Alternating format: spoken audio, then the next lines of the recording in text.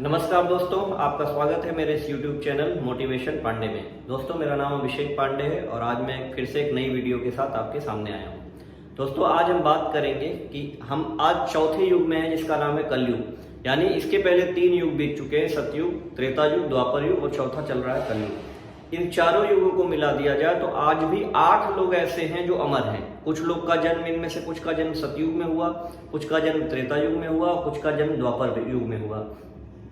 और ये 8 लोग अभी भी इस पृथ्वी पर यानी कलयुग में विद्यमान हैं और कलयुग के आखिरी तक इस पृथ्वी पर रहेंगे। तो इनके बारे में डिटेल में जानते हैं कि ये 8 लोग कौन हैं और इनको अमरता का वरदान कैसे मिला या क्या हुआ। दोस्तों, ये वीडियो स्टार्ट करने से पहले मेरा आपसे हमेशा की तरह से रिक्वेस्ट है कि आप लोग वीडियोस देखते हैं लेकिन चैनल को सब्सक्राइब नहीं करते, तो चैनल को सब्सक्राइब करिए। इसी से हमको मोटिवेशन मिलता है और इसी मोटिवेशन से हम नई नई वीडियो आपके लिए जानकारी पूर्वक ले आते हैं। तो बिना देर किए चैनल को सब्सक्राइब करिए, बेल आइकन को प्रेस करिए ताकि हमें मोटिवेशन मिले और हम ऐसी वीडियोज आपके लिए बनाते रहें। तो बिना देर करते हुए वीडियो को स्टार्ट करते हैं। देखिए दोस्तों, 8 चिरंजीवी यानी 8 जो लोग अमर हैं उनमें पहला नाम है अश्वत्थामा। अश्वत्थामा गुरु द्रोणाचार्य के पुत्र थे जिनका जन्म द्वापर युग में हुआ। आप अश्वत्थामा के बारे में जानते होंगे कि महाभारत काल में इनका जन्म हुआ था द्रोण के पुत्र के रूप में।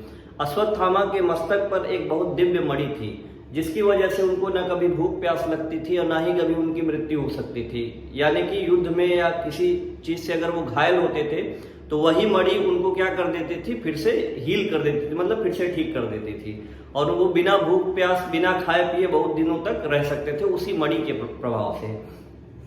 आपको पता चलेगा कि जितने 8 लोग अमर हैं उनमें 7 लोगों को अमरता का वरदान मिला है, लेकिन केवल अश्वत्थामा ऐसे हैं जिनको अमरता का श्राप मिला है। जब महाभारत का युद्ध समाप्त हो गया तो अश्वत्थामा रात्रि में पांडवों के शिविर में गए और उन्होंने धोखे से पांडवों की जगह उनके 5 पुत्रों का सर काट दिया। जब पांडवों को इसकी जानकारी मिली तो वो कृष्ण के साथ, भगवान श्री कृष्ण के साथ अश्वत्थामा को मारने पहुंचे। वहां पर अश्वत्थामा ने ब्रह्मास्त्र का संधान कर दिया। अश्वत्थामा के ब्रह्मास्त्र के जवाब में अर्जुन ने भी ब्रह्मास्त्र का संधान कर दिया। दोनों लोग के ब्रह्मास्त्र एक दूसरे से टकरा जाते, इससे पहले महर्षि वेद व्यास ने आकर के उन दोनों ब्रह्मास्त्र को रोक दिया। उन्होंने अर्जुन से कहा कि ये आपने बहुत गलत काम किया, अगर दोनों ब्रह्मास्त्र टकराएंगे तो पृथ्वी का विनाश हो जाएगा और व्यक्तिगत शत्रुता के कारण पृथ्वी का विनाश नहीं किया जा सकता है। अर्जुन ने वेद व्यास के कहने पर अपना ब्रह्मास्त्र वापस ले लिया, लेकिन अश्वत्थामा ने ब्रह्मास्त्र जो चलाया था उसको वापस लेने की विद्या उसको नहीं आती थी। तो वेद व्यास ने कहा कि ठीक है, तुम्हें वापस लेने की विद्या नहीं आती है तो इसको तुम दूसरे तरफ मोड़ दो। अश्वत्थामा ने उस ब्रह्मास्त्र को मोड़ दिया उत्तरा के गर्भ की तरफ। उत्तरा जो कि अभिमन्यु की पत्नी थी और उसके गर्भ में उनका पुत्र यानी परीक्षित था, वही पांडवों की आखिरी निशानी बचा था। अश्वत्थामा ने ब्रह्मास्त्र को उत्तरा के गर्भ की तरफ मोड़ दिया और उसके गर्भ पर ब्रह्मास्त्र चला दिया। भगवान श्री कृष्ण ने क्रोधित होकर के अश्वत्थामा के माथे पर से वो मणि निकाल ली और अश्वत्थामा को श्राप दे दिया कि तुम चिरकाल तक, जब तक ये सृष्टि रहेगी तब तक इस पृथ्वी पर रहोगे, मैं तुम्हें अमरता का श्राप दूंगा और तुम चाहोगे भी तो तुम्हारी मृत्यु नहीं होगी और तुम्हारे पूरे शरीर से मवाद और फफोले निकलेंगे और तुम पूरे जीवन भर इसी कष्ट में तड़पते रहोगे। तो दोस्तों, अश्वत्थामा को अमरता का श्राप मिला है और वो आज भी इसी पृथ्वी पर हैं और लोग कहीं कहीं कहते हैं कि मध्य प्रदेश और कई जगह में उनको देखा गया है। दोस्तों, बात करते हैं दूसरे अमर की, जो हैं दूसरे चिरंजीवी, वो हैं दैत्यराज बलि। सतयुग में जब समुद्र मंथन हुआ था तो देवताओं की तरफ से राजा इंद्र और असुरों की तरफ से दैत्यराज बलि ने समुद्र मंथन में भाग लिया था। दैत्यराज बलि ने वरदान प्राप्त करके बहुत शक्तियां एकत्रित कर ली थी और उन्होंने एक यज्ञ किया जिसमें भगवान विष्णु वामन अवतार लेकर के गया। उन्होंने 3 पग उनसे पृथ्वी दान में मांगी और उसी दान में मांगी 3 पग पृथ्वी में उन्होंने पूरे स्वर्ग और पृथ्वी लोक को नाप लिया और तीसरा पग अपना पग उन्होंने बलि के सर पे रखा और बलि को उन्होंने पाताल भेज दिया और उन्होंने बलि से कहा कि आज से आप पाताल में रहेंगे और उन्होंने बलि को अमरता का वरदान दे दिया कि आप आज से आप अमर रहेंगे और पाताल लोक में ही आप निवास करेंगे। तीसरे अमर हैं यानी तीसरे चिरंजीवी हैं महर्षि वेद व्यास। महर्षि वेद व्यास वही हैं जिन्होंने महाभारत की रचना की। महर्षि वेद व्यास ने महाभारत को बोला और भगवान गणेश ने उसका लेखन किया। तो तीसरे जो चिरंजीवी हैं वो महर्षि वेद व्यास हैं जो कि अमर है, जो कि आज भी इस पृथ्वी पर मौजूद है।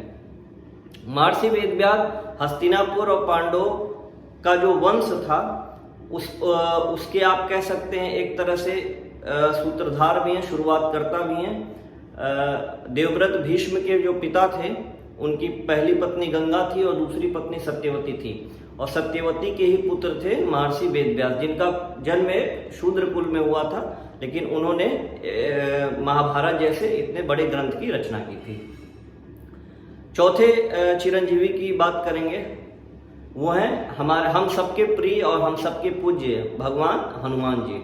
दोस्तों, जब हनुमान जी समुद्र पार करके लंका में माता सीता का पता लगाने गए, तो माता सीता को जब उन्होंने भगवान राम के बारे में बताया और माता सीता से मिले, तो सबसे पहली बार माता ने जब भगवान श्री रामचंद्र की खबर सुनी हनुमान जी से, तो बहुत ज़्यादा प्रसन्न हुई, और वहाँ पर हनुमान जी ने उनको माता कह के बुलाया और उनकी बड़ी सेवा की, और उससे प्रसन्न होकर के माता सीता ने हनुमान जी को अजर और अमर रहने का वरदान दिया, अर्थात वो कभी भी उनकी मृत्यु नहीं होगी और वो हमेशा अजर रहेंगे, अर्थात युवा रहेंगे, कभी वो वृद्ध नहीं होंगे।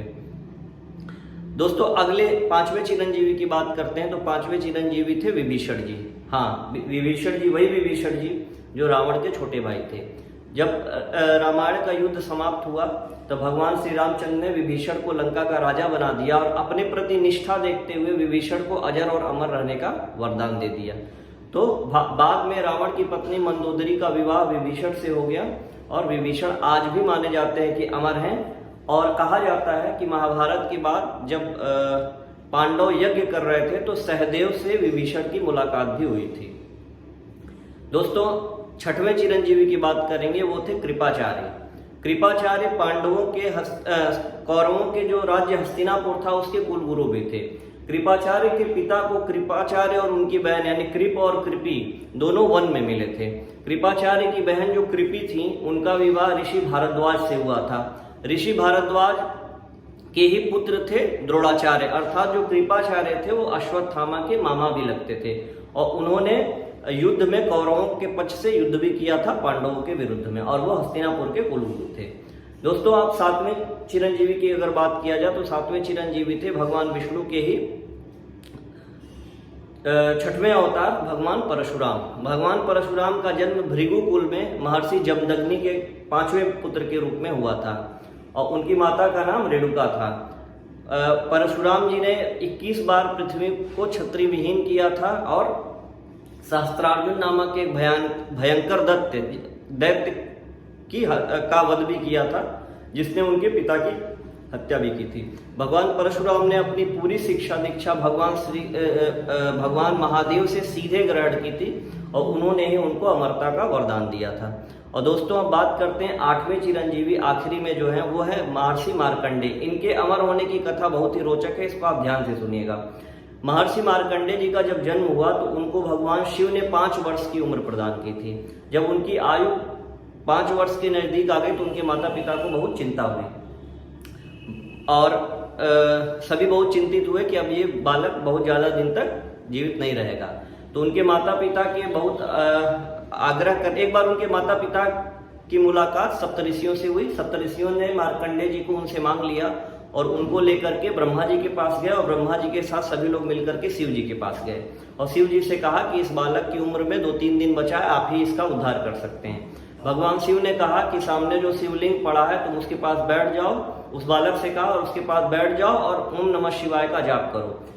मार्कंडे जी ने उस शिवलिंग के पास बैठ करके बेलपत्र से महामृत्युंजय मंत्र का जाप किया, लगातार जाप किया। जब उनकी आयु पूरी हो गई, तो यमराज वहां पर आ गए, और भगवान शिव ने अपना त्रिशूल उठा लिया यमराज पर, और उस बालक की यमराज से रक्षा की, और उनको चिरंजीवी होने का वरदान दे दिया। तो मैंने पिछली भी वीडियो में बताया था कि महामृत्युंजय मंत्र कितना शक्तिशाली है, जिससे आप रोग व्याधि अल्प आयु अल्प मृत्यु के प्रकोप से क्या कर सकते हैं, बच सकते हैं।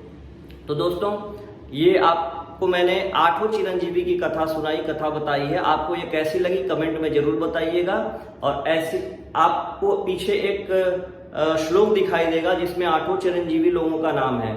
कहा जाता है इस श्लोक को रोज सुबह पढ़ने से कोई भी व्यक्ति 100 साल तक निरोग होकर के जिंदा रहता है। तो दोस्तों, मेरी ये वीडियो कैसी लगी कमेंट करके जरूर बताइए।